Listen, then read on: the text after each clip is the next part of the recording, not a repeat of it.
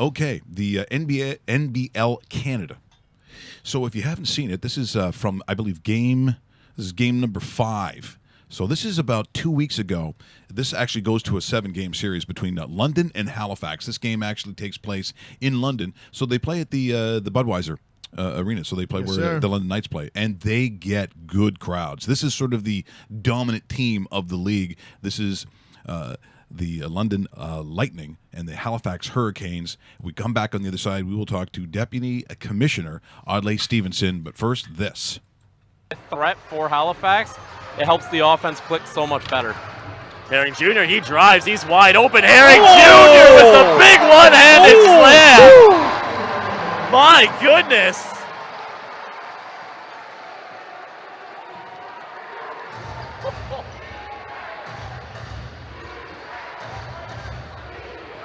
And the London Public Library just turned into a London Barney's musical. patio. I was. We went for the same joke. Herring Jr. again slowing it down. 2.5 on the clock in the quarter.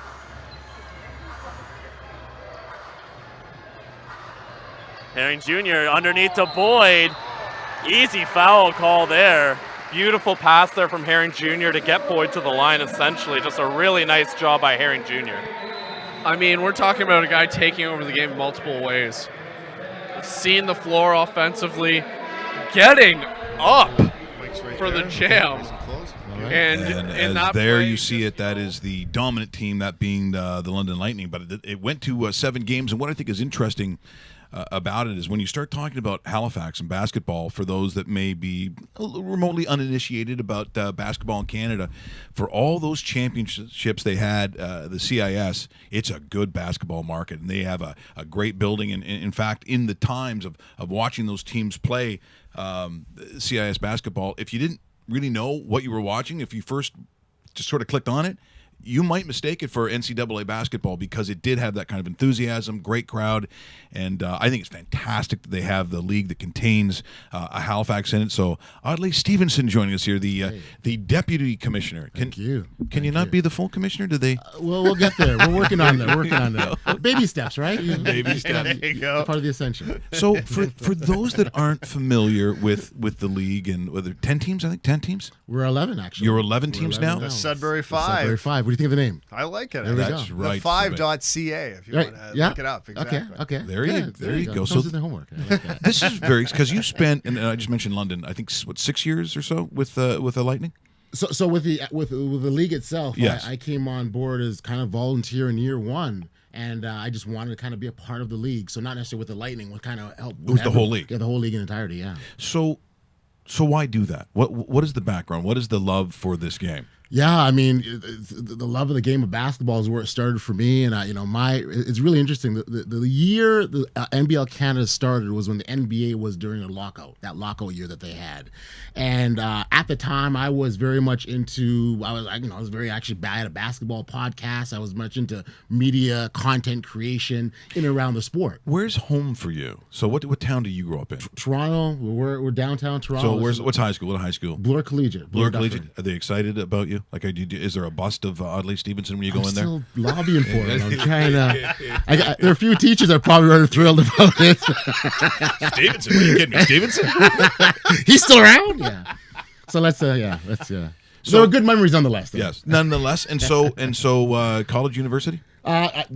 George Brown College down the street here, right around the corner. Right, and then Ryerson after that. And I went to Ryerson. There we go. So I was a PR guy, and I wanted to study PR, and I did that. But basketball was always there, and media and content creation was always a part of me, and that's what drew me to the league. And again, there was a lockout; there was no basketball happening in the NBA side of things, and we were at that time we were very much heavily following the NBA, and we needed something to do and time to fill, and NBL Canada came here at that, it was a right timing kind of thing, and I walked in and say, hey, how can I be a part of this? How can I help? This is phenomenal. We've got a professional basketball league here in my home country, and that kind of started the journey for me. The brainchild of this, who sits down and says, you know what, I think we can make professional basketball go in markets in Canada? Who says this? Who did this? Founders Andre Livingston and Ian McCarthy, a couple of basketball guys in their own right, and they had been involved with teams in other leagues, and they immediately saw the gap. Canada at that time was the only country that didn't have its own domestic league, and every country around the world that compete at that level, they had a league that they could call their own, and that was a gap for Canada. So those two gentlemen sort of got the ball rolling, and here we are, 7 years later, and still having fun with it. As far as the progress throughout the, starting it from the inception to what we're looking at right now, how has it grown in your eyes? Has it? It's been incredible growth, and a lot has to do with the game of basketball itself growing here in Canada. Huge. So as I'll give you an example, there's mandated rule that in year number 1 that every team had to have a minimum of 2 Canadians on their roster. Fast forward now 7 years, that number has increased to 5, and the talent level and the entertainment and the competitiveness is even higher than it was. So the growth of the game is a starting point. Is when we talk about the growth of the league. And obviously the Raptors have a huge part to play in sort of selling the game, and you go down to Jurassic Park during the playoffs and you see what that's like. And so we're looking to really be a part of this growth, and we are. I think we're starting to see more and more Canadians wanting to stay home and play pro, as opposed to going overseas. Now they have a legitimate option, and that's what we want to have. It's funny you say the Raptors part of it, and also when you're watching an NCAA game down south, there's no such thing as, that team has 1 Canadian, because it's almost like 32 teams have multiple Canadians.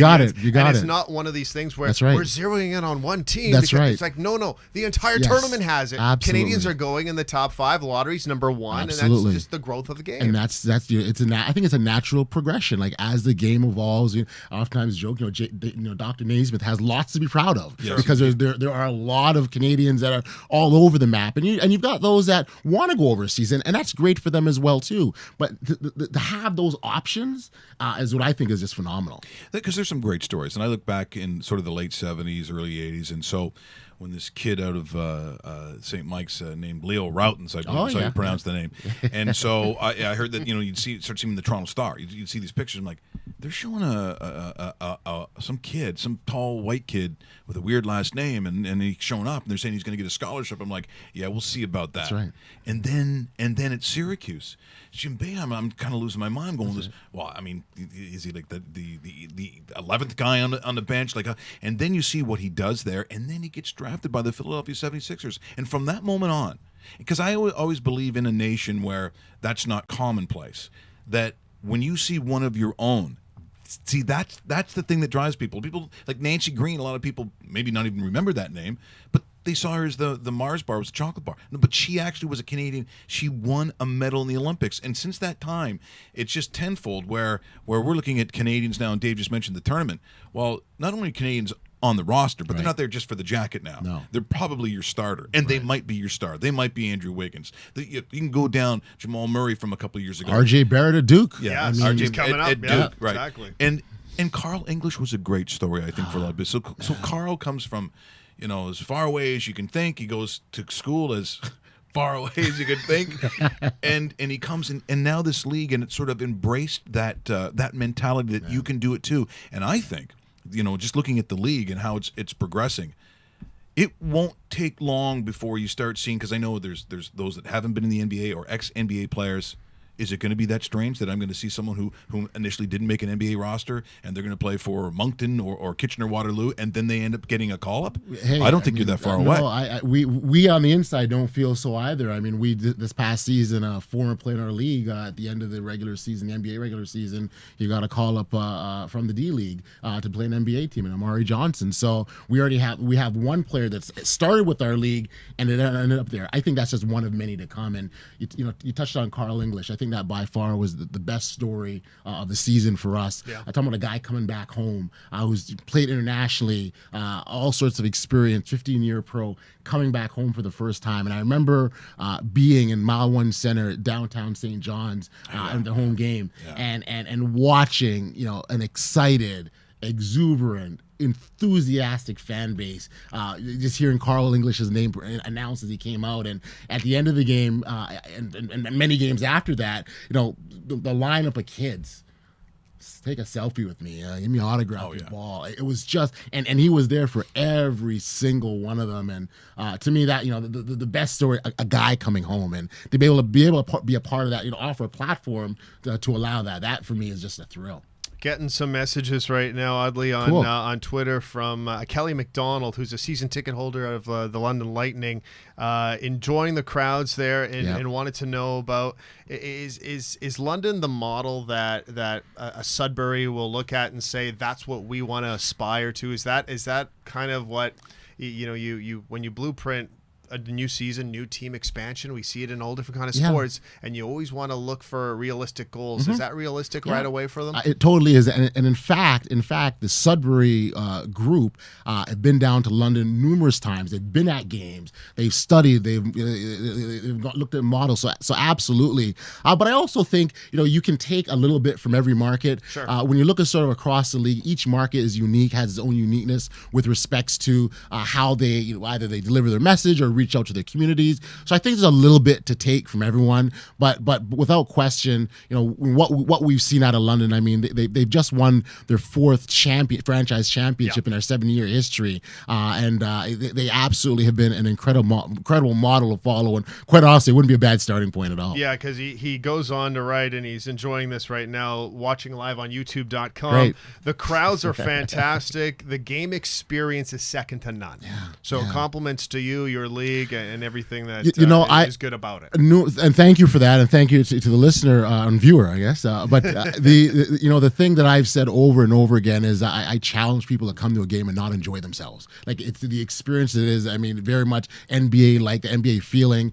You've got players that have played at top level, whether D1 level, pro overseas, that really come out and put on a fantastic show. And I was looking at some stats, and we're at the end of our season now, looking at some stats, and we've had more games this season end in like extra frames and overtime than any other year in the 7-year history. And that just speaks to the competitiveness overall. And that's the exciting part about it. I also think too, being from a family of coaches, that's a huge element of obviously what you've got. I mean, players will go somewhere because they know the reputation of a coach. So what kind of coaches are you getting in the league? Where are they coming from? All over. I mean, when I'll use Sudbury 5 as an example. When they sort of announced, I've lost track of the number of coaches that reached out to them to say, "Hey, I want to be a part of this," or I want to be a part of the league or with this team.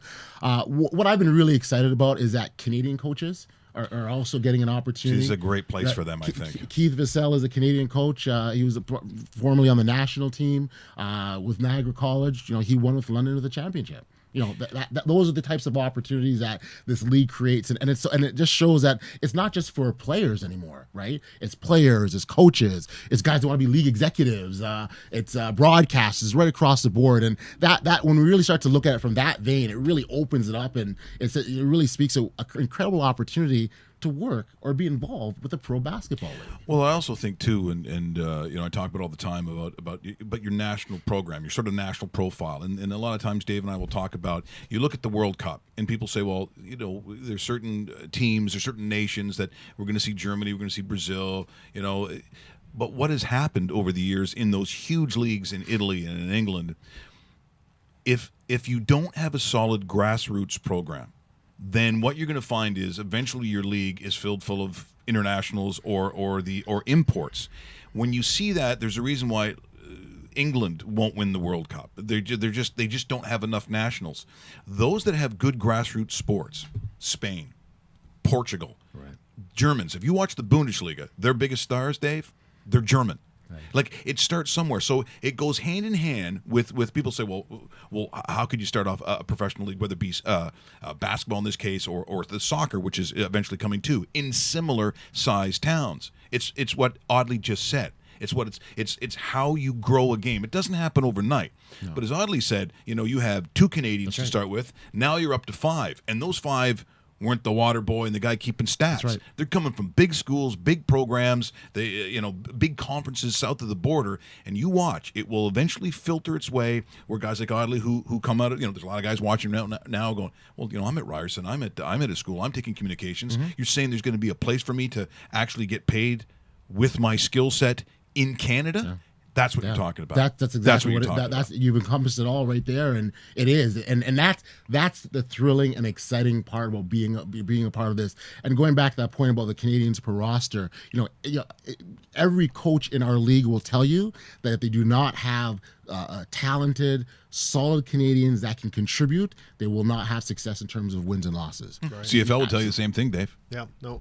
So Sudbury joins the league in the fall. Yep. Is there any talk? I don't want to get too far ahead, but is there any talk of a Toronto GTA team, not City Toronto, but maybe a Markham, maybe Mississauga. a Mississauga, Vaughan, something like that? We actually formerly had a team in Mississauga, and actually formerly had a team in Brampton as well in that GTA, and they didn't work out in terms of viability. And you can sort of point to a number of different reasons why that is. It's like junior hockey. Junior hockey has that same struggle. If you're not in a London or an Oshawa or whatever, where that becomes like the main thing. Sure. Now you spread out in terms of it's a tough sell. Well, on a Saturday night, if you're in Moncton, New Brunswick on a Saturday night, I can tell you where people want to be. Right, you come to downtown Toronto, you've got options, right? Absolutely. We're not just competing for sports; we're talking about entertainment dollars and all that comes with it. I thought you were going to say Magnetic Hill.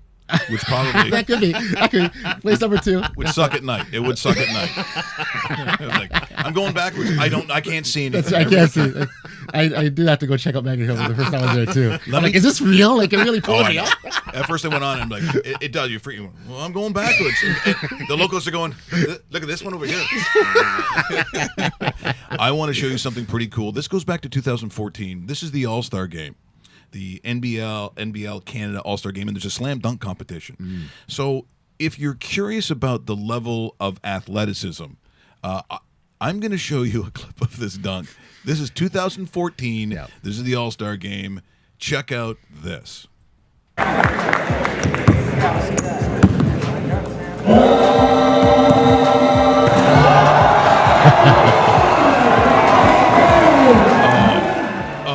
Stephen Benoit. That was tell us who that was. And Steph Benoit, he went on to win a championship in our league. Actually, that season they won a championship with the Windsor Express. Super athletic. That's crazy. A little guy gets up there. Super. He had a great season, and he himself had a great story. He was with the Express for a little bit. Wasn't seeing a whole lot of time. Moved to another team in our league. Wasn't happy there. Totally, just in terms of the situation. Went back to the Windsor Express and had an incredible season. Stats wise, that dunk was just a culmination of his season. We saw numerous of those in game, right? Yeah. So thanks to the flashback, man. It was Flashback Friday. It's a good one. Taking me back. Take me back. What's the off season look like for you now? You talked about you're breaking down some stats and that, but in the meantime, there's June, July, August. Yeah. What's going on in your office and for you personally? Yeah, first off, rest after the season that we had. Yeah. I made it a point of sort of being at all our markets this season, and so I was all over the Maritimes and of course here in Ontario. We've actually got a board of governors meeting, and in a few weeks we'll sort of iron out and give ourselves some direction and where we want to go for the upcoming season, make some decisions, stuff like that. Sure. And then it's just preparation. Look at sort of revamping, internal processes, looking at our rules, our operations manual. No, not all the flashy stuff we did during the year, right, but necessary and important things in terms of stability and viability. When I came in as the first, this is my first year as deputy commissioner.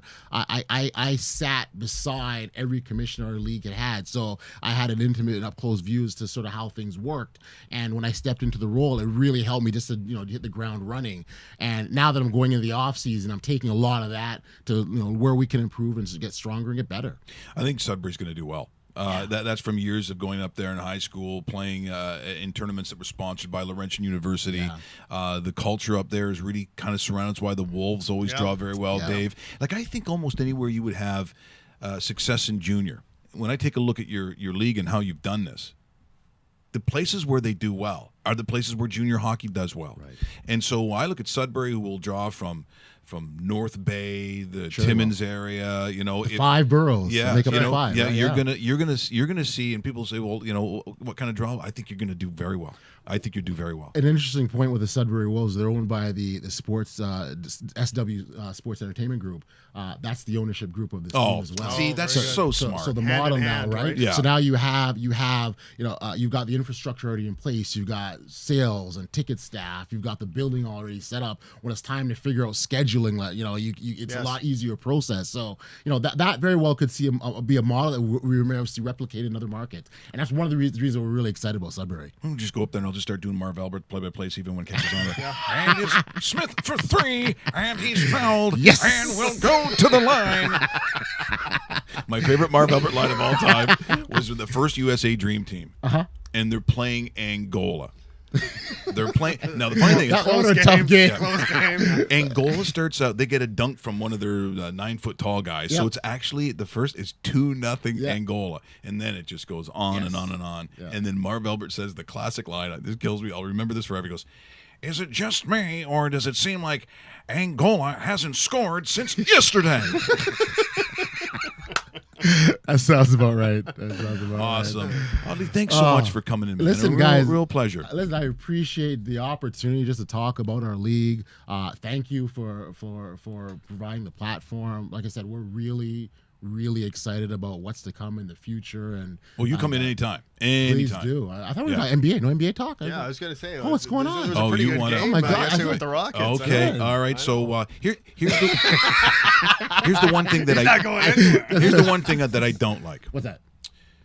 So in the NBA, so if I'm listing my favorite sports in terms of even the sport itself, so NCAA basketball is number one for me. That I love it. I love the engagement. I love the fact that you never really quite know. And now that you have the one and dones, you Any can't. particular school or? Well, I spent a year in Oregon, so I'm a bit of a duck guy, guy, right? okay. So, the Pac-12 last year was just terrible. It was just awful. But the reason sometimes it's tough to watch the NBA. So now we get to the finals, and I really think that the actual real final is Houston and Golden State. But then the other ones is like, look, we won the last game, and it looks like we're losing now. How about this? If LeBron comes down, have you seen the size of me? He's quite large.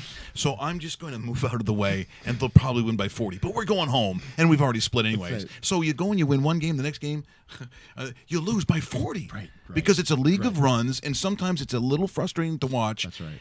But the last couple of games, Golden State, Houston, to me, I mean, that really is the two best teams in the league. That's what you're watching. But for you, watching it just as a fan, is there a team that you like?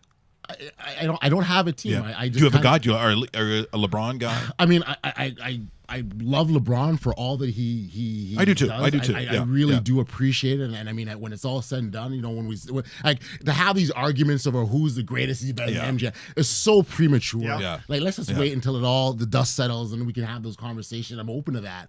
But I mean, I'm enjoying the moment, and every time it's like every time he steps on the court, he sets a new record. Yeah. Like he's that It's talented to watch. remarkable. It's one of these things that you'll be telling your great grandkids about this guy named LeBron James. You're like, oh yeah, right. It's gonna be something like that. But this guy is that special of a player. I'm enjoying the Houston Golden State series. Houston impresses me an awful lot. They had the best record all season long, Yep. so they're playing like it. Are they going to close the series though? CP3 might be- CP3, yeah. that's the key, and That's I mean, huge. and the key is Harden has a history of not necessarily showing up at those big moments, and CP3 has been a guy that's spelled him and given him a lot of rest and taken the pressure off. We'll see. I mean, But you bring up a big point, because there are a lot of people who are not Harden guys. I mean, Right. sometimes the flopping, I'm like, oh my Yeah, God. yeah. He should be playing for Real Madrid, not Houston. That was the worst I've ever. And see, but a lot of people going, all right, so CP3 gone. yeah, what's up? Let's see it Let's see- now. let's Let's see, see because what if you you got, can do it now, then you're MVP. You're everything else. exactly. You're taking out Golden State with I think they'll be really interesting to see. I'm glad you brought that up. Yeah, no, I'm really intrigued. And then the other series with Boston, LeBron, I think it's just about. I mean, it's fun to watch, but Boston clearly is the better team. Right? They are the better team. The And better I'm also team. thinking that there is a fatigue in Cleveland, Has to be. and I also think there's also a fatigue that everywhere you go, Dave, it's LeBron and friends. And for all those years where he incredibly, Might be a new literally TV show, too. can There do you it. go. There you But go. at some point, I think there's a weight to that year after year, and they're all, as a franchise, they're looking tired of They it. are. I think they are. They are. Yeah. They are. You feel it. Like you Yeah. just feel it and especially when they go down big, you're just like, oh boy. Yeah. And then you feel for LeBron because he's got to do a whole lot of work to even get them close to being a respectable game, right? That thing they did on Saturday Night Live, I don't know if you saw that sketch. Yes. Where and the other Cavaliers. And the other LeBron and the other Cavaliers. And it's all the SNL characters Yeah. go, hey, LeBron, Yeah, you like- want me to shine those Yeah. shoes? They go, Don't pass the ball to me. my name is Paul, and I don't even know how to play basketball. It's like, oh, nice, but No, it's pretty good. Getting another message on Sure. Twitter this morning, and thank you for all your comments. What's the toughest task in your first year as deputy commissioner in the league? The toughest task for me now, again, I sort of talked about sort of my role, and I was sort of a catch-all doing sort of whether it was communications functions or game operations or what I was doing, a little bit of everything, and it took me a while to transition out of that stuff to the new role. I almost had to spend a lot of time sort of replacing myself, and Right. and that was Right. and then when so we've got people in place, you know that whole old habits die hard. You want to kind of slide back. Oh, I'll take care of that, and so that was a bit eye opening. were you bugging people? It's like you just hired Dave to do the one thing you did, and you're like, you're not doing it as good as me. Something like that. But it was. I will, honestly, that was an adjustment for me I bet. because if you talk about, this is what I was just doing for 6 years, and now all of a sudden I'm not doing it no more, and I could do this, or I can change that, or I could do so. Yeah, so that was tough. So you got to catch yourself and kind of bring it back. It probably Yeah. took it probably took me about half a season to say just slow down. Sure. Let the people that you've put in place take care of that stuff. Now we're going to say thank you so much for coming in. And I will say, Or do you want to get you're very welcome. or do you want to talk about Johnny Manziel? Because that was a big story too. Hey, well, you know what? The Doug Flutie thing was great hearing from him, Yes. by the way. That Yeah. was fantastic. Yeah. And Really cool. And just hearing the energy and love for the league. And when I make the relation NBL Canada, we look at the CFL and say, why can't we be what CFL? Sure. Yeah, right? absolutely. There's no reason. Yeah. So No, it's it a was great great to hear point. from him. Thank you so much for coming in. And come in anytime. Thank you. Come in Thanks for the anytime. invite. Thanks for the invite. What? We just become best friends? Yep.